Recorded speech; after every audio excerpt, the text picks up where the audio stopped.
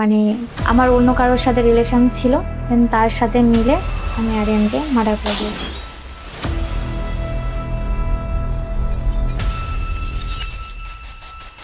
ওর কুষ্টি দেখে জ্যোতিষীর তো মানে পুরো হোশ উড়ে গেছে। আমি যে বিধবা হব সেটা আমার কপালে লেখাই ছিল না। ওর লাইফ লাইন কাটা ছিল, আয়ু রেখাই ছিল না ওর। তো সব কিছু যখন ঠিকঠাক চলছিল, আমার এক পর্যায়ে ভুলেই গেছিলাম যে 2024-এ ওর অ্যাক্সিডেন্ট আছে, এটা আমি ভুলেই গেছিলাম।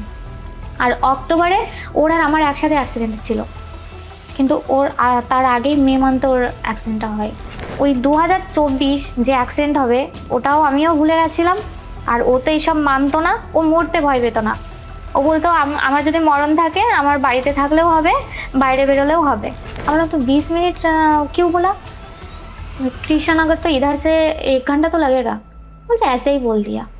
আমি তখন ওকে বললাম যে গাড়ি ধীরে চালানা, ওকে এরকমভাবে বললাম তখন, কারণ ওর গাড়ি চালানোর ধরনটা ভালো ছিল না। আর ও কিন্তু গলায় তুলসী মালা নিত, তো তুলসী মালাটা কিন্তু 3 দিন আগে, মানে মারা যাওয়ার 3 দিন আগে ছিঁড়ে গেছিলো গলা থেকে।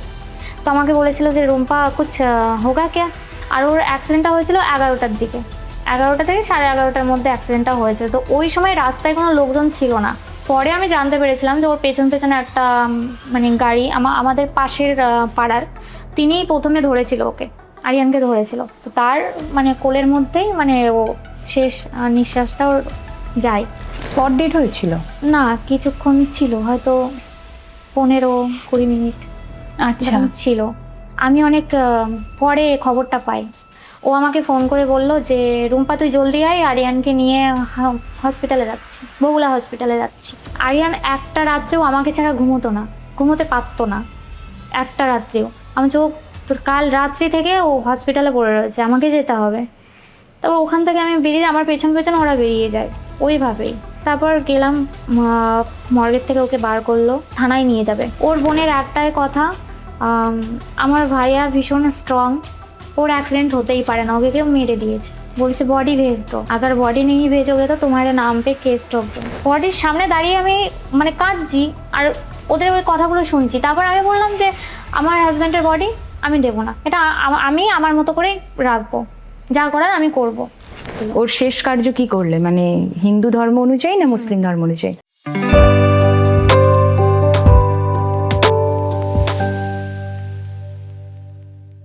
যেটা বলে আর কি, আমি ছোটোবেলা থেকেই মানে আমার যেহেতু আমি প্রথম সংসারটা আমার টেকেনি, তো ওখান থেকে মা ছোটোবেলা থেকেই মানে এমনি সংসারের বিষয়ে না, এমনি আমাদেরকে মানে একটা জ্যোতিষ আছে সেখানে নিয়ে গেছিলো কৃষ্ণনগরে।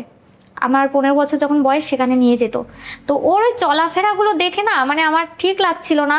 তো মা বলছিল যে চল একবার যাই, টাকা পয়সা হাতে রাখে না, দেখি কি বলে। আর আমি মাঝে মাঝেই যাই দেখাতে, তো সেই হিসাবে গেছিলাম। ওকে ওর বিষয়ে জাস্ট জানার দরকার ছিল, বাট ও বলছে যে আমিও যাব, আমাকে নিয়ে চল। ও কিন্তু বিশ্বাস করতো না এসব, ও বলছে আমাকেও নিয়ে চল। আমি বলছে তুই গিয়ে কি করবি? বলছে না আমিও যাব, আমিও দেখবো আমার কি আছে এরকম। যেহেতু ও বিশ্বাস করে না তবুও বলছে যে আমার একটু জানার আগ্রহ এরকম।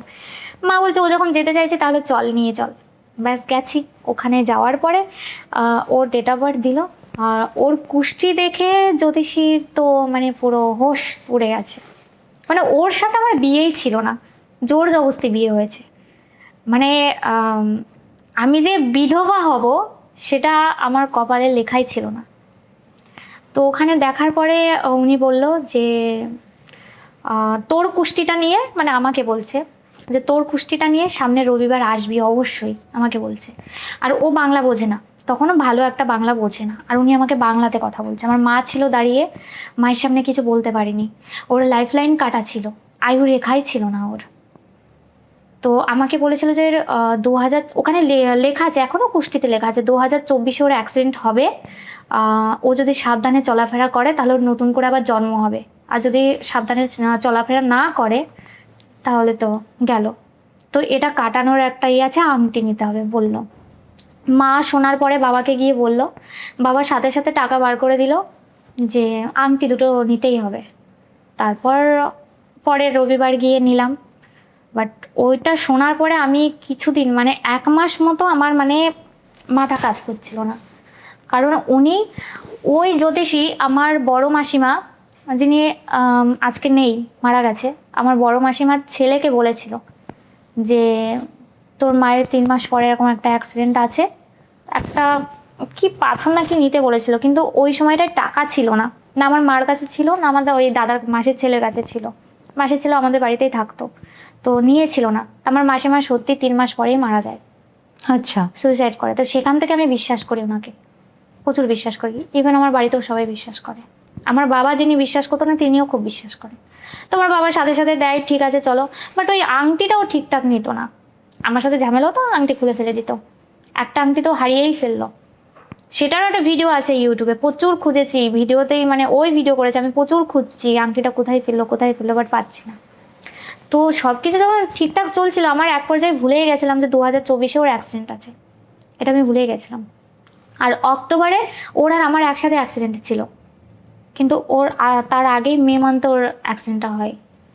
আচ্ছা, আগেই হয়ে গেছে ওর ওই অ্যাক্সিডেন্টের আগেও আর একটা অ্যাক্সিডেন্ট হয়েছিল 3বার, মানে 3বারের 2বার হয়ে গেছে, 3বারের বার মানে শেষ। তার আগে 2বার অ্যাক্সিডেন্ট হয়েছিল ওর। আচ্ছা, একবার বাইক নিয়ে পড়ে গেছিল, বৃষ্টি ছিল। আর একবার ও যেহেতু রাত্রি করে বাড়ি ঢুকতো, লরি ছিল, তো ও খুব গাড়ি মানে খুব জোরে চালাতো, ও কন্ট্রোলে থাকতো না যখন গাড়ি চালাতো। তো লরির মানে গাড়ির মাথাটা ঠুকে গেছিলো, ওটা কি ডিশ ব্রেক আই থিঙ্ক, তো হ্যাঁ ওটার জন্য মানে বেঁচে গেছে, নাহলে লরির আচ্ছা। মধ্যে পুরো ঢুকে যেত। লরিটা দাঁড়িয়েছিল, আচ্ছা, মানে পেছন দিকে চলে গেছে, মাথাটা চলে গেছিলো। ওর হাতে লেগেছিল, হাত কেটে গেছিলো। আর তার আগে যে অ্যাক্সিডেন্টটা হয়েছিল, ওর কপাল কেটে গেছে সেম। আর ও খুব দেখতে কিউট ছিল, তো ওর গায়ে কোথাও মানে কেটে গেলে বা দাগ হলে আমার বাবা সাথে সাথে ক্রিম নিয়ে এসে ওকে দিত, দাগটা চলে যেত, মানে থাকতো না এতটাই। মানে আমার বাবা ওকে ভীষণ ভালোবাসতো, ভীষণ মানে ভীষণ ভালোবাসতো। তো ওই 2024 যে অ্যাক্সিডেন্ট হবে, ওটাও আমিও ভুলে গেছিলাম। আর ও তো এইসব মানতো না, ও মরতে ভয় পেত না। ও বলতো আমার যদি মরণ থাকে, আমার বাড়িতে থাকলেও হবে, বাইরে বেরোলেও হবে। আর ওই যে হায়দ্রাবাদ থেকে আসলো, আসার পরে বাড়িতে কিছুদিন থাকার পরে কৃষ্ণনগর জব দেখলো, কৃষ্ণনগর টাটা কোম্পানিতে জব জয়েন্ট করলো। 1 মাস ট্রেনিং চললো, তারপর 1 তারিখ থেকে জয়েন্ট করলো, 9 তারিখে ওর অ্যাক্সিডেন্ট হলো অফিস থেকে ফেরার পথে। আচ্ছা, ও কি ড্রিঙ্ক করেছিল তো? হ্যাঁ। আচ্ছা, সেদিন আমার গাড়িটা নিয়ে গেছিল। আচ্ছা। ও বাবার গাড়িটা নিয়ে যেত, ওর গাড়িটা যেহেতু বিক্রি করে দিয়েছিল, আমার বাবার গ্ল্যামার ছিল, বাবার গাড়িটা নিয়ে যেত। তো সেদিন বাবার গাড়িটা আগের দিন বৃষ্টিতে ভিজেছিল, পুরোনো গাড়ি ছিল, তো ব্যাটারিটা বসে গেছিলো, স্টার্ট নিচ্ছিল না। তো আমি ওকে বললাম যে আজ মাঝ যা। ও মানে আগের দিন রাত্রিবেলা অনেক রাত্রি করে বাড়ি এসেছিলো, 12টার দিকে, কারণ ও কল্যাণীতে গেছিলো, ও সে কি কার্ড ফার্ট করবে অফিসে, ওর জন্য গেছিলো। তো অনেক রাত্রি করে বাড়ি ফিরেছিল। তো বাড়িতে সেদিন আমার ভিডিও করেছিল, যেদিন রাত্রি করে বাড়িতে ফিরেছিল 1টার সময় ভিডিও করেছিল, 9 তারিখ পড়ে গেছিল, ভিডিও করেছিল। তো তারপর ও সকালে উঠে, মানে অনেক লেটে উঠেছিল, 10টায় উঠেছিল, 10টার সময় উঠে বলছে মানে ঝিমাচ্ছে, যাওয়ার ইচ্ছা নেই। তো আমি বললাম জানে কা মান নেই তো মাত জানা। আমাকে বলতো না, আমি মুখ দেখেই বুঝে যেতাম ওর। বলছে নেই রুম্পা, জানা পারেগা, বহুত সারা কাম है। বললাম ঠিক আছে তো যাও, আমার জোর করেনি। ও ওয়ার্কআউট করলো, কারণ ওর বডি মানে ওর পুরো শরীরটাই মানে ওর নিজেকে খুব যত্ন করতো, এটাই খুব যত্ন করতো। মানে স্নান করে এসেও আয়নায় বারবার নিজের মুখ দেখতো। আমরা এমন হয়েছে শ্যুট করছি, শ্যুট করতে করতে মানে অনেকবার টেক নিতে হয়, দেখতে হয় ঠিকঠাক হলো কিনা। ও আমার দেখতো না, ওরটা দেখতো, আমার ড্রেসটা ঠিক আছে কিনা, আমার লিপসিংটা ঠিক আছে কিনা, না ও ওরটা দেখতো, ওর চুল ঠিক আছে কিনা, ওর ড্রেস ঠিক আছে কিনা, এরকম মানে এরকম ছিল নিজেকে নিয়ে। তো গেল স্নান করতে গেল, বেরালো, বেরিয়ে টাওয়াল পরে রয়েছে। আমি তখনও বলছি জানে কা মন নেই তো মত যা। ও সেম नहीं रूम्पा बहुत सारा काम है। हम ठीक আছে। তো আমি বললাম ঠিক है मैं खाना डाल रही हूँ, तू आजा जल्दी। বললো ঠিক है। আর ও যখন সকালবেলা যেত, আমাদের মানে খাবার খেতাম আমরা এক টাইমে, সেম টাইমে, মানে ওই যে ওর সাথে বসে খাবো আর ও রাতে আসবে, রাতে একসাথে খাবো। এটা মানে রাতের খাবারটা ও আমাকে খাইয়ে না দিলে আমার মানে আমি একটু আলসি টাইপের, ও খাইয়ে না দিলে আমার হবে না। তো সকালবেলা ওর খাবার দিলাম, মানে বাড়ছি, ও উপরে দেখে ফোনে কথা বলছে, কাকে বলছে 20 মিনিট মে मैं आ रही हूँ। আমি ওটা শুনলাম, শোনার পর ও নিচে আসলো। আমি বললাম তো 20 मिनट क्यों बोला? कृष्णनगर तो इधर से 1 घंटा तो लगेगा। বলছে ऐसे ही बोल दिया। আমি তখন ওকে বললাম যে গাড়ি ধীরে চালানা, ওকে এরকমভাবে বললাম তখন, কারণ ওর গাড়ি চালানোর ধরনটা ভালো ছিল না। যখন আমি থাকতাম তখন ঠিকঠাক, বাট আমি যখন থাকতাম না, বাপরে। খেতে বসেছে, মাকে বলছে মা আজ তুম খানা মত বানাও, আজ রুম্পা খানা বানায়েগা, রুম্পা খিচড়ি বানায়েগা, এরকম বলছে। আমি কিন্তু বাড়িতে এমনি কোনো রান্না টান্না করি না, ও যখন কিছু খেতে চাইতো তখনই রান্না করতাম। তো আমি বললাম ঠিক আছে। তারপর গ্ল্যামারটা বার করলো, স্টার্ট নিচ্ছে না, বড় গাড়িটা, বাবার গাড়িটা স্টার্ট নিচ্ছে না। তখন আমি বললাম তুই মত যা, তখনও বলছি মত যা, বলছে নেই নেই নেই জানা পারেগা। আর ওর মানে এতটাই ছিল যেন যেতেই হবে যেতেই হবে, একদিনও মানে বন্ধ করা যাবে না অফিসটা। তারপর আমার গাড়িটা বার করলো, আমার গাড়িতে তেল নেই। তারপর পাশে মানে যে শপ থাকে, শপে তেল পাওয়া যায়, সেখানে গেলাম। আমি নাইটি পরেই গেছি, আমাকে বেশিক্ষণ দাঁড়াতে দিল না, কারণ নাইটি পরে গেছি তার জন্য। বলছে তুই ঘর যা, জলদি ঘর যা। আমি যে হ্যাঁ তুই যা আগে এখান থেকে, তারপর আমি যাব। তো আমিও বাড়ির দিকে রওনা দিয়েছি, ও অফিসের দিকে যাচ্ছে। আমি এবার যেতে যেতে আমার দেখি, পেছন ফিরে তাকিয়ে দেখি তো ও ঠিকঠাক গাড়ি চালাচ্ছে কিনা। তখন আমি পেছন ফিরে তাকালাম যে না ঠিক আছে, ধীরে ধীরে যাচ্ছে। আমার গাড়ি নিয়ে গেছে, সেদিন স্কুটি নিয়ে গেছে। আমি বাড়িতে গেছি, সারাদিনে ও যখন অফিসে যেত সারাদিনে অনেকবার আমাকে ফোন করতো, মানে আমি বিরক্ত হয়ে যেতাম। আমি এরকম বলতাম যে তু কাম কব কর রহি হে, পুরা দিন তো মুঝসেই বাত কর রহি হে, এরকমও বলতাম। তো সেদিন আমাকে বলেছিল যে তুই কিন্তু রেডি হয়ে থাকবি, এসে আমরা শ্যুট করবো। আমরা ঠিক আছে। আর ও কিন্তু গলায় তুলসী মালা নিত, তো তুলসী মালাটা কিন্তু 3 দিন আগে, মানে মারা যাওয়ার 3 দিন আগে ছিঁড়ে গেছিলো গলা থেকে। তো আমাকে বলেছিল যে রুম্পা কুছ হোগা ক্যা? আমি তো খুব একটা ভালো জানি না, বলছে নেই নেই নেই কুছ নেই হোগা। তারপরে ঠিক আছে গেল। সারাদিনে যখন আমি রেগে গেলাম যে আমাকে বারবার ফোন করিস না, কাজ কর, মন দিয়ে কাজ কর। সেদিন খুব বৃষ্টি হয়েছিল, আমি কিছু শ্যুট করেছিলাম। 3টের সময় আমাকে কল করেছিল, খুব বৃষ্টি হচ্ছে তখনও। বলছে তুই কিন্তু রেডি হয়ে থাকবি, এসে শ্যুট করবো। বললাম ঠিক আছে। ও শ্যুটে মানে ওর ইউটিউবটা ছিল সব কিছু, মানে ওর টাকার জন্য আসেনি সোশ্যাল মিডিয়াতে, ও এসেছিলো একটু ফেমাস হবে, ওকে সবাই চিনবে, এটার জন্যই ও এসেছিল। তো তারপর 5টার দিকে লাস্ট আমাকে কল করে বলছে আমার জন্য কিছু না কিছু খাবার নিয়ে আসতো। ফোন করে বলছে রুম্পা ক্যা খায়েগা বল। আমি যে কুছ নেই তুই আয়। মানে তখন টাকাটাও খুব একটা মানে আমাদের কাছে থাকতো না, আরও তো উড়িয়ে দিত টাকা, রাখতো না। মানে এমন হয়েছিল যে বাবার কাছ থেকে টাকা নিয়ে ওকে বেরোতে হতো, এরকম দিন এসে গেছিলো। তো আমি ওকে বারবার বলছি নেই मत लेके। ও বলছে নেই রুম্পা तू बोल, तू कुछ बोलती है तो मुझे बहुत अच्छा लगता है, এরকম বলছে। আমি नहीं नहीं कुछ नहीं चाहिए তুই आ जा। বলছে आइसक्रीम लेके आओ, ও তাও বলছে आइसक्रीम लेके आओ, चाउमीन लेके आओ, रोल लेके आओ, ऐसे बोल रही है। আমি বলছি नहीं नहीं नहीं कुछ नहीं चाहिए तू बस आ जा। তারপর ও খুব ফোর্স করছে, আমি বললাম ঠিক है চাউমিন লেকে আ। और ঠিক है। আমি নিচে গেছি তখন 6টা বাজে, খুব বৃষ্টি হচ্ছে কিন্তু 3টে থেকে মানে কন্টিনিউ বৃষ্টি হয়েছে, সেদিন প্রচুর বৃষ্টি হয়েছে। আমি মেকআপেই রয়েছে, কিন্তু আমি ও বলেছে মেকআপে থাকতে। আমি নিচে গেছে, খিচুড়ি বানাতে হবে ওর জন্য, খিচুড়ি খেতে চেয়েছে। নিচে গেছে দেখি বোন চাউমিন করছে, আর আমার ফোনে রিচার্জ ছিল না। আমি যে ফোন করবো মানে ও ফোন করবে, তারপর আর ওয়াইফাই মানে হোয়াটসঅ্যাপ থেকে যে ওকে কল করব, ও হোয়াটসঅ্যাপ ওর নেট রিচার্জ ছিল না। মানে ও যখন অফিসে ছিল তখন ওই অফিসের নেট থেকে কল করছিল। তো তারপর ও আবার ফোন করলো, ফোন করে আমি বললাম যে তুই চাউমিন মত লেকে আ, সোমা চাউমিন বানা रही है, মানে আমার বোন। বলছে ঠিক है। আর আমি তখন বলে যে मैं खिचड़ी बनाया तेरे लिए, तू जल्दी आ जाना, बाहर से कुछ भी मत खा। ও বাইরের খাবার প্রচুর খেত, আর আমি জানতাম ও খাবে, তার জন্য আগেই বলে দিয়েছিলাম। তো বলছে नहीं नहीं मैं कुछ नहीं खा रही हूँ, मैं आ रही हूँ जल्दी। আমি বললাম হ্যাঁ ঠিক है तू जल्दी आ जा। তারপর 7টা 8টা 9টা বেজে যায়। আমার বাবার একটা কথা ছিল যে 9টার মধ্যে কি আমি যেন তোমাদের সবাইকে বাড়িতে দেখতে পাই, সেটা আমি হই বা আরিয়ান। এখনো পর্যন্ত মানে বাবা 9টার সময় আসবে, 9টার সময় বাড়িতে এসে যেন সবাইকে দেখতে পায়।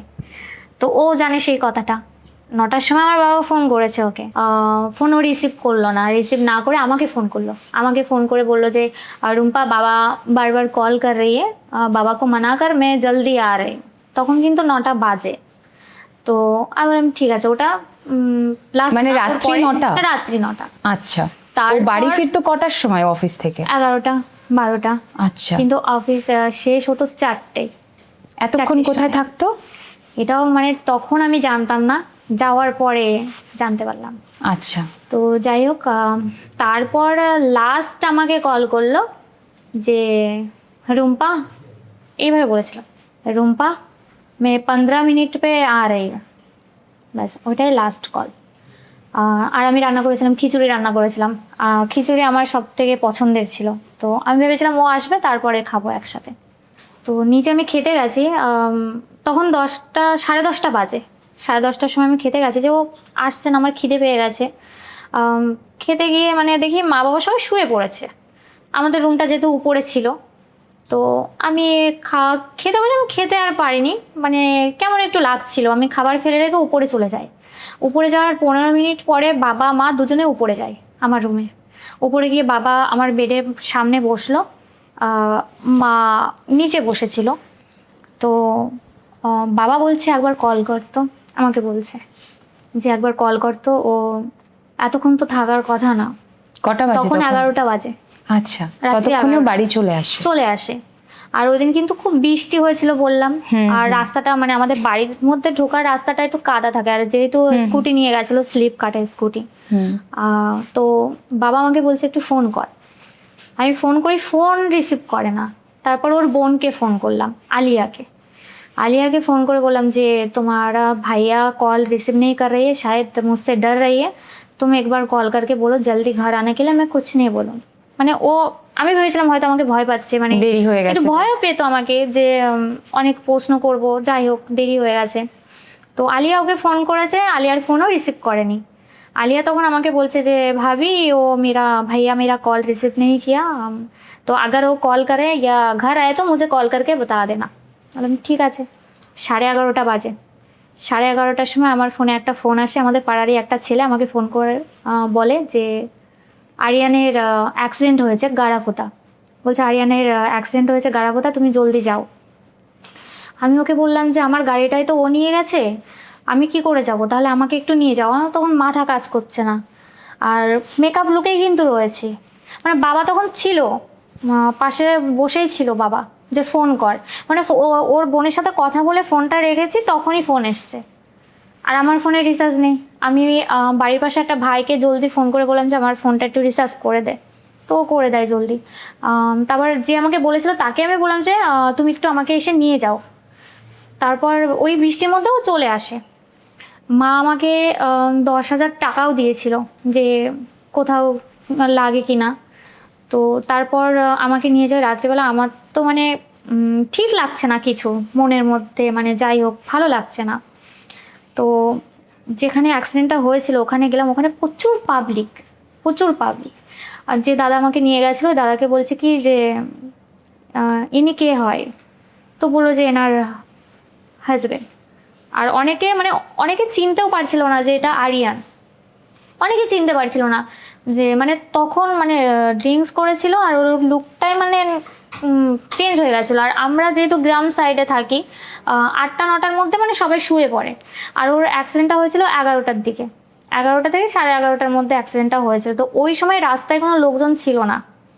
তো পরে আমি জানতে পেরেছিলাম যে ওর পেছনে একটা মানে গাড়ি, আমাদের পাশের পাড়ার, তিনিই প্রথমে ধরেছিল ওকে, আরিয়ানকে ধরেছিল। তো তার মানে কোলের মধ্যেই মানে ও শেষ নিঃশ্বাসটা ওর যায়। স্পট ডেট হয়েছিল না, কিছুক্ষণ ছিল, হয়তো 15-20 মিনিট আচ্ছা, ছিল। আমি অনেক পরে খবরটা পাই। তুমি গিয়ে দেখছো সেই রাস্তাতে পড়ে না, আছে? ওখানে নেই।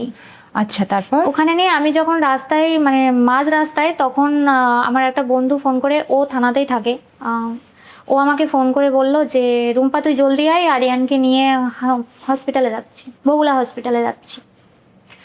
পুলিশ যেতে লেট করেছিল। আর আচ্ছা, ওই সময়টা ভোটের সময় ছিল, মে মান্থের 9 তারিখে ভোট ছিল সামনে। তো পুলিশ ঠিকঠাক মানে পাওয়া যাচ্ছিল না, ওরা অনেক লেটে গেছিলো ওখানে। তো হসপিটালে নিয়ে যাই, তারপর আমাকে ডাইরেক্ট হসপিটালে নিয়ে গেল। যেখানে অ্যাক্সিডেন্ট হলো সেখানে দাঁড়ালাম, দেখলাম ওখানে তো কেউ নেই, তো সোজা আমাকে হসপিটালে নিয়ে গেল। হসপিটালে নিয়ে মানে যখন নামলাম ওর গাড়ি থেকে, মানে আমি আর যেতে পারছি না, মানে পা আমার আর আগে যাচ্ছে না, মনের মধ্যে মানে সেই কেমন যেন একটা মানে ভালো লাগছে না শরীরের মধ্যে। তখন কি তুমি শুনেছো যে মারা গেছে? না, আমাকে বলেনি। আমি বারবার ওই দাদাটাকে জিজ্ঞাসা করছিলাম যে ওর জ্ঞান আছে তো? ও বলছে হ্যাঁ জ্ঞান আছে, তুই তাড়াতাড়ি আয়। এই কথাটাই আমাকে বারবার ফোন করে বারবার এই কথাটাই বলছিল যে ওর জ্ঞান আছে, তুই তাড়াতাড়ি আয়। তখন আমাকে বলেনি। তারপর যে দাদাটা আমাকে নিয়ে গেছিলো, ও আগে চলো অনেকটা হেঁটে গেছে, তারপর দেখছি আমি দাঁড়িয়ে পড়েছি, তখন ও ঘুরে এসে আমার হচ্ছে চল কিছু হবে না চল। তারপর আমার হাত টেনে ধরে আবার নিয়ে গেল হসপিটালের ভেতরে। দেখি ওকে শুইয়ে রেখেছে। ও খুব লম্বা ছিল, পাগুলো বেরিয়ে আছে, মানে ওই বেডে ধরছিল না ওকে, মানে এতটাই হাইট ছিল, 6 ফুট ছিল। তো আমি গেছি, আমি গিয়ে মুখে হাত দিচ্ছি, ডাকছি আরিয়ান আরিয়ান বলে।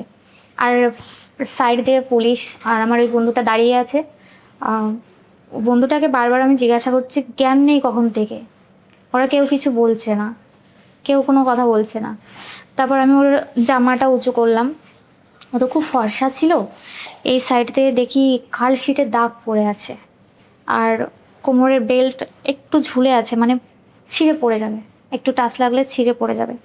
হাতের বাঁ হাতের এই জায়গাটা মানে পুরো ছালটাই মানে উঠে গেছে, এই সাইডটায় কাটা। আর সব ভালো, সব ভালো, গায়ে কাদা, জামা কাপড়ে সব জায়গায় কাদা। তো তারপরে আমি ওকে ডাকছি আরিয়ান উঠ, আরিয়ান উঠ।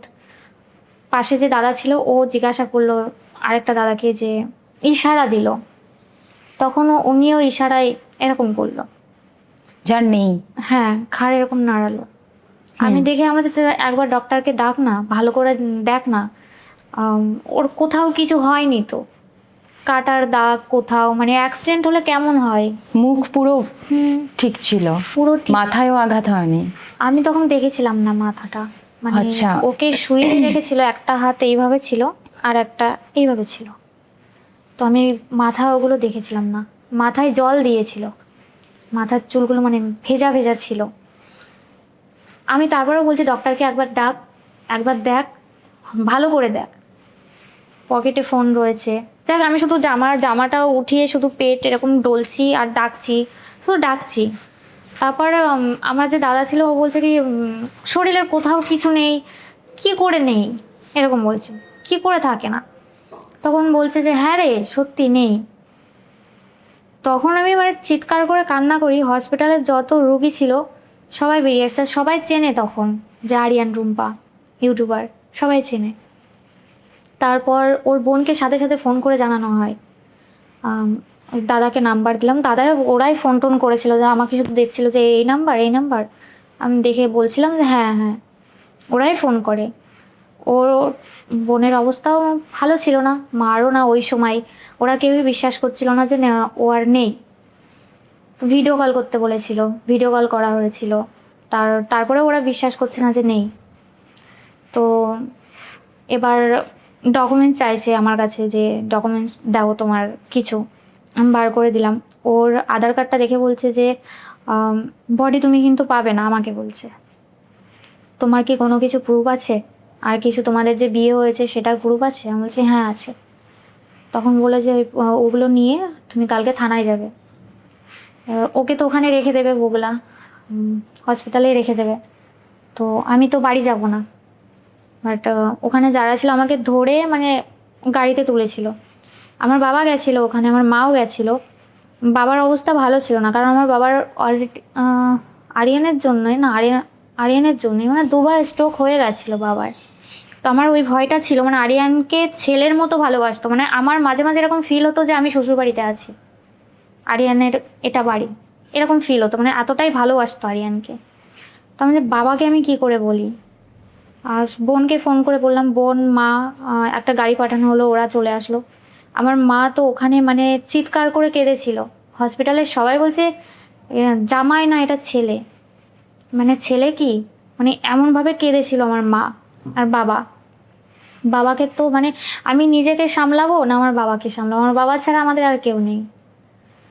তো তারপর ওখান থেকে আমাদেরকে বাড়ি পাঠিয়ে দিল। সকালবেলা আমি কিন্তু মেকআপ লুকেই ছিলাম, ওইভাবেই চলে গেছিলাম। তারপর বাড়িতে গেলাম, রাত্রিবেলাটা সারা রাত ঘুমোইনি আমি, সারা রাত কেঁদেছি। সকালবেলা উঠে ভোর রাত্রে উঠে আমি উঠেই সোজা মানে বেরিয়ে গেছি বাড়ি থেকে। আমার পেছন পেছন আমার মামি ছিল আর একটা ভাই ছিল, মানে আমরা ভিডিও করতাম একসাথে, ভাই ছিল। ও আমার পেছন পেছন যাচ্ছে যে কোথায় যাচ্ছিস তুই। আরিয়ান একটা রাত্রেও আমাকে ছাড়া ঘুমোতে পারতো না, একটা রাত্রেও। আমি চোখ তোর কাল রাত্রি থেকে ও হসপিটালে পড়ে রয়েছে, আমাকে যেতে হবে। তারপর ওখান থেকে আমি বেরিয়ে আমার পেছন পেছন ওরা বেরিয়ে যায় ওইভাবেই। তারপর গেলাম, মর্গের থেকে ওকে বার করলো, থানায় নিয়ে যাবে। ওর বাড়িতে বললাম তোমরা আসো, ওর বোনকে বললাম তুমি আসো। ওর নন্দে জামাই ফোন করেছিল, নন্দে জামাইকে বললাম এরকম এরকম হয়েছে তোমরা আসো। ওরা কিছুতেই বিশ্বাস করছে না যে আরিয়ান নেই। ভিডিও কল করে দেখাচ্ছে, ফটো দিল, ভিডিও করে পাঠালো, তাও বিশ্বাস করছে না যে আরিয়ান আর নেই। ওর বোনের একটাই কথা, আমার ভাইয়া ভীষণ স্ট্রং, ওর অ্যাক্সিডেন্ট হতেই পারে না, ওকে কেউ মেরে দিয়েছে, এই কথাটাই বলছে ওর বোন বারবার। ওখান থেকে থানাতে নিয়ে যাওয়া হলো। আমার মামা শ্বশুর ছিল হায়দ্রাবাদের এসআই কিছু ছিল, মানে আমি কখনো কথা বলিনি তার সাথে, আরিয়ানে কথা বলতো, আরিয়ানের মুখেই শুনেছিলাম। তো তিনি আমাকে কল করে রীতিমতো ধমকাচ্ছে, বলছে बॉडी भेज दो, अगर बॉडी नहीं भेजोगे तो तुम्हारे नाम पे केस ठोक दो, এইভাবে বলছে। তা বলছে तुम कुछ दिन पहले पैसा लिया मेरे पास से। আমি কিন্তু কোনো টাকাই নিইনি ওর মামার কাছ থেকে, ও নিয়েছিল। এবার সেটা আমার অ্যাকাউন্টে এসেছিল, আমার অ্যাকাউন্ট ইউজ করতো। তখন আমি চেক করলাম যে না, আমি তো নিইনি টাকা, এই কথা আমাকে বললো। ওখান থেকে যা যা প্রসেস করার করে কৃষ্ণনগর চলে গেলাম মর্গে। এদিকে আমার ননদ সবাইকে জানিয়ে দিয়েছে ও মুসলিম, আমার এলাকায় পুরো মানে সবাই জেনে গেছে ও মুসলিম। মানে ততদিন ওর মৃত্যু পর্যন্ত কেউ জানতো না যে ছেলেটা মুসলিম? না, এটা জানতো না। এটা অ্যাকচুয়ালি আরিয়ানই জানাতে চায়নি কখনো কাউকে। মানে তোমরা যে ভিডিও বানাতে সেখানেও কখনো বলোনি? না, বলিনি। আচ্ছা, তারপর? ও কখনো জানাতে চাইতো না, কারণ আমি বলি ও চাইতো না যে আমার বাবাকে কেউ মানে অসম্মান করুক, এর জন্য ও ফ্যামিলির কথা ভাবতো, চাইতো না। তো আমিও জোর করিনি, আর ও যেটা বলতো সেটাই শুনতাম। তারপর বডি কি হলো? বডি মর্গে যখন নিয়ে যায়, মর্গে মানে আমার বাড়িতে কিন্তু কেউ হিন্দি ভালো বলতে পারে না, আর আমার বোন তো কারোর সাথে সেভাবে কথাও বলতে পারে না, তো সবটা আমাকেই দেখতে হচ্ছে ওই অবস্থায়। অনেক জায়গার থেকে মানে সবাই মানে কল করে আমাকে বলছে, যারা মুসলিম ছিল, কল করে বলছে যে বডি ভেজ দো, ও তো মুসলিম হ্যাঁ না, আর বডি কেউ নেই ভেজ রায়, এরকম বলছে। ওর বোন প্রথমে তো প্রচুর মানে বাজে ব্যবহার করলো, পরে গিয়ে নরম হয়ে বললো যে তুমি বডি ভেজ দো, পোস্টমর্টেম না করে বডি ভেজ দো, এরকম বলছে। পোস্টমর্টেম না করে বডি কে পাঠাবে, পাঠানো তো সম্ভব নয়। আর ওর মামা রীতিমতো ওই সেম কথা, আগার বডি নিয়ে ভেজোগে তো কেস ঠোক তুমি, এই কথাই বলছে। দুদিন ধরে ওদেরকে আমি বলছি যে তোমরা কেউ আসো। ওর বোনের অবস্থা ভালো ছিল, মানলাম ওর মায়ের অবস্থা ভালো ছিল না, ওর বোনের অবস্থা ভালো ছিল, দু বোনের অবস্থাই ভালো ছিল, ওর মামাদের অবস্থাও ভালো ছিল, কিন্তু কেউ আসেনি, দুদিন ধরে কেউ আসেনি। ওরা একটা কথাই বলছে বডি পাঠিয়ে দাও। আর বডি তো ওইভাবে কী করে, তাও এক পর্যায়ে গিয়ে আমি বললাম যে ঠিক আছে বডি আমি পাঠাবো, বাট আমিও যাবো সাথে, আমার এলাকা থেকে কেউ যেতে দেবে না আমাকে, না আমার বাবা না কেউ যেতে দেবে না। তো আমাদের আবার ওই মে মান্থে 26 তারিখে হায়দ্রাবাদ যাওয়ার কথা ছিল। আর আরিয়ান আমাকে একটা কথাই বলেছিল যে হায়দ্রাবাদ যদি আমি বাড়িতে যাই আমি আর তুই একসাথেই যাব। ওই যে 9 মাস ছিল তার জন্য ও যায়নি, মানে আমাকে নিয়েই ওই বাড়িতে ঢুকবে। অ্যাক্সিডেন্টটা কত তারিখে হয়েছিল? মে মান্থের 9 তারিখে। 9 তারিখে। তারপর বডি কি করলে? তারপর যারা মানে হুমকি দিচ্ছিল যে বডি পাঠিয়ে দাও, মুর্শিদাবাদ থেকে কল এসেছিল, আমার পাশের এলাকা থেকেও যেখানে মানে পুরো মুসলিম থাকে ওখান থেকেও কল এসেছিলো। ওদেরকে আমি একটা কথাই বলেছিলাম যে वो तो मुस्लिम था पहले, अब वो हिंदू है। কনভার্ট হয়ে গেছে। हाँ, आप लोगों को अगर विश्वास नहीं हो रहा है तो आप लोग मेरे घर में आ सकते हो, मैं पूरा डॉक्यूमेंट्स जो है आप लोगों को दिखा दूंगी। হুম, এই কথা বলার পরে ওরা নরম হয়ে গেছে। মানে ও লিগ্যালি কনভার্ট হয়েছিল? হ্যাঁ, আচ্ছা। এটা বলার পরে ওরা ওরা নরম হয়ে গেছিল। এবার ওই ডকুমেন্টস গুলো আলিয়া আমার কাছে চাইছিল, আচ্ছা। আমি দিইনি। ইভেন ওর ফোনটাও চেয়েছিল, হুম আমি সেটাও দিইনি। হুম তো ওই সময়টায় মানে আমাকে যেভাবে বলছিল, পরে কি আমি বলছি কি যে আমাকে এইভাবে কেন বলছে। তারপর আমি মানে ওর বডিটা আমার সামনে রয়েছে, বডির সামনে দাঁড়িয়ে আমি মানে কাঁদছি আর ওদের ওই কথাগুলো শুনছি। তারপর আমি বললাম যে আমার হাজব্যান্ডের বডি আমি দেবো না, এটা আমি আমার মতো করেই রাখবো, যা করার আমি করব। তখন ওরা নরম হয়েছিল, যখন পুরো জোরটা আমি দেখাতে শুরু করলাম তখন ওরা নরম হয়ে গেল। তখন আমাকে ওর মাসিমা বলেছিল, মামা বলে ডেকেছিল আমাকে, যে মা তুম উসকা বডি ভেজ দো। মানে ওর মা অনেক দিন হয়েছে ওর মুখটা দেখেনি, মানে টোটাল মানে 11 বছর ধরে মনে হয় দেখেনি ওর ছেলের মুখটা, মানে সামনে থেকে। এবার লাস্ট মানে দেখতে চাই। আমিও তো অতটাও খারাপ না যে হ্যাঁ ওর মাকে আমি দেখতে দেবো না। আমার পাঠানো মানে আমি বলেছিলাম যে তোমরা টাকা পাঠাও, আমি পাঠিয়ে দিচ্ছি। ওই মুহূর্তে আমার বাবার কাছে সত্যি বলতে টাকা ছিল না। এবার কেন ছিল না এটা নিয়েও অনেক প্রশ্ন করেছিল অনেকে, কিন্তু ওই সময়টা আমি বলিনি। ওই যে আরিয়ান পোস্টমর্টেম হয়েছিল? হ্যাঁ। আচ্ছা, পোস্টমর্টেমে কি অ্যাক্সিডেন্টই হয়েছিল? অ্যাক্সিডেন্ট। আচ্ছা। মাথার এখানে আঘাত লেগেছিল, এই পেছনটায়। আচ্ছা। তখন আমি ওই যে বললাম আমি দেখিনি, কিন্তু বডি তখন কি মানে হসপিটালেই ছিল? হ্যাঁ। তারপর ওর শেষ কার্য কি করলে, মানে হিন্দু ধর্ম অনুযায়ী না মুসলিম ধর্ম অনুযায়ী? হিন্দু। মানে আচ্ছা। ওর এটাও ইচ্ছা ছিল বলতে পারো, কারণ ও পুজো করতো। যখন আমি হায়দ্রাবাদ ছিলাম, মানে আমাদের বিয়ে হয়, আমার যে বাড়িতে যে পুজোটা হয় আর কি, ও সকালবেলা পুজো করে অফিস যেত। অফিসে গিয়ে আমাকে আবার ফোন করতো, পুজো করেছিস? আমাদের পুজো কতবার করতে হয়। আমাকে বলতো তুই কতবার খাস, এরকম বলতো। ও আবার অফিস থেকে এসে সন্ধ্যার সময় আবার পুজো করতো, দুবার পুজো করতো, এরকম ছিল। তাহলে ওর শেষ কাজটা হিন্দু ধর্ম অনুযায়ী করেছো? তুমি করেছো? আমি করেছি। আচ্ছা। ও আমাকে এটা বলেছিল যে আমার যদি কোনোদিন কিছু হয়ে যায় তুই তোদের মতো করে আমাকে রাখবি, এটাও শেষ ইচ্ছা ছিল।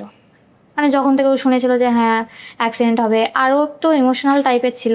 তারপরে মানে ওর বোন, যেহেতু ইউটিউবে কাজ করতাম, তো ওখানেই কিছু মানে যারা কন্ট্রোভার্সি ক্রিয়েটার ছিল তাদেরকে গিয়ে কমেন্ট বা তাদের সাথে যোগাযোগ করেও বলেছিল যে আরিয়ানকে আমি মার্ডার করে দিয়েছি।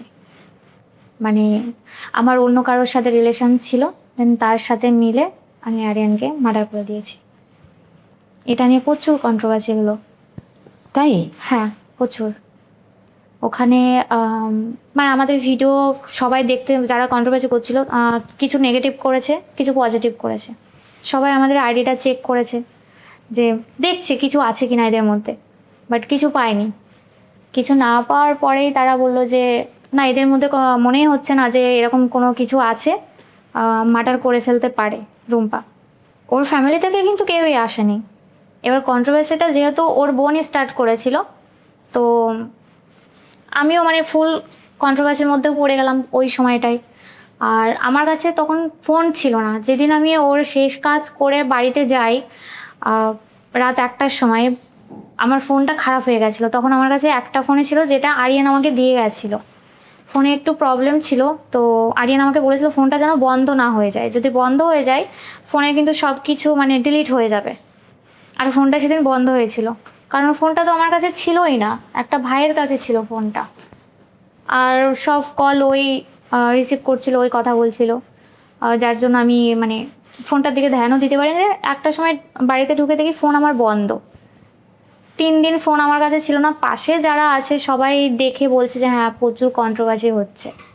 আর আরিয়ান যে মারা গেছে, মানে আরিয়ানের এখনও পর্যন্ত মারা যাওয়ার ফটো বা ভিডিও কোনো কিছু আমি পাবলিক করিনি, এখনও অবধি করিনি। যার জন্য এখনও অনেকে বলে যে আরিয়ান, রুম্পা এরকম ছিল, ওর ক্যারেক্টার খারাপ ছিল, যার জন্য আরিয়ান ছেড়ে দিয়ে চলে গেছে। আচ্ছা। এটাও বলে, এখনও অবধি বলে। যারা পার্সোনালি আমার কাছে চেয়েছিল আরিয়ানের কিছু ফটো, শেষ ফটো, তাদেরকে পার্সোনালি আমি পাঠিয়েছিলাম। আর যারা কন্ট্রোভার্সি করেছিল তাদের কাছে ছিল, কিন্তু আমি চাইছিলাম না বলে তারা কেউ সেটা পাবলিক করেনি। তাহলে রুম্পা কখনো দেখোনি ওদের বাড়ির সাথে, বাড়ির কারোর সাথে দেখা হয়নি? না, আমি সামনে থেকে কখনো কাউকে দেখিনি। যা কথা বলেছি তাও মারা যাওয়ার পরে ফোনে কথা বলেছি ওর মায়ের সাথে, মাসির সাথে, মামার সাথে, ওর আরেকটা বোনের সাথে, নন্দে জামাইয়ের সাথে, বোনের হাজব্যান্ডের সাথে। তার আগে শুধু আমার আলিয়ার সাথেই কথা হতো। আলিয়া আর ওর মায়ের সাথে 5 বছরে আমার 2বার কথা হয়েছে। ও কথা বলতে দিত না। কিন্তু ওই যে ও সকালে অফিস যেত, এতক্ষণ পর ফিরতো কেন, কোথায় ও থাকতো? যখন মারা যায়, অনেকে যখন মানে অনেকে বলতে ওই ওর বাড়ি থেকে যখন বললো যে মার্ডার করে দিয়েছে, ও মরতেই পারে না, ওর অ্যাক্সিডেন্ট হতেই পারে না, ওর বোন যখন বললো, তখন আমারও মাথার মধ্যে একটু একটু মানে ডাউট হচ্ছিল। ওর ফোন আমি প্রচুর ঘাটাঘাটি করি, ওর ফোন থেকে লাস্ট যাকে যাকে ফোন করেছিল তাদেরকে আমি কল করি। তো ও কাজ শেষে 4টের সময় বগুলাতে ঢুকে যেত, কিন্তু ও বাড়িতে ঢুকতো না, বারে বসে থাকতো। বাড়ি যেত আগের মতোই আবার? আগের মতো ড্রিঙ্কস করতো আর বাড়ি যেত। ইভেন যেদিন ওর অ্যাক্সিডেন্টটা হয় সেদিন আমাদের ওখানে একটা রেস্টুরেন্টের একটা দাদা কিছুদিন ও মারা যাওয়ার অনেক মানে 4-5 মাস পরে আমি ওনার রেস্টুরেন্টে গেছিলাম। তো ওই দাদা নিজে থেকে আমার সাথে কথা বলতে এসেছিলো। বলছে যেদিন অ্যাক্সিডেন্টটা হলো না সেদিন আমার সাথে কথা বলে গেল, বাট ও নিজের মধ্যেই ছিল না, মানে ঠিক করে দাঁড়িয়ে থাকতে পারছিল না, এতটা ড্রিঙ্কস করেছিল আমাকে বললো। আর পরে আমি মানে মারা যাওয়ার পরে আস্তে আস্তে জানতে পারি ওকে 2বার থানা থেকে ধরেছিল। যাদের সাথে মানে ঘোরাঘুরি করতো তারা তো কেউ ভালো ছিল না, ড্রাগস নিত, যাদের মধ্যে ও ছিল তাদের সাথে। তো ওকেও ধরেছিল, কিন্তু ওকে শাসিয়ে ছেড়ে দিত, কারণ ও বাইরের ছেলে ছিল আর একটা জায়গায় ছিল ইউটিউব করতো। এর জন্য বলেছিল তুমি বাইরের ছেলে, তুমি এদের কাছ থেকে দূরে থাকো। 2বার ধরেছে, এটাও মারা যাওয়ার পরে আমরা জানতে পারলাম।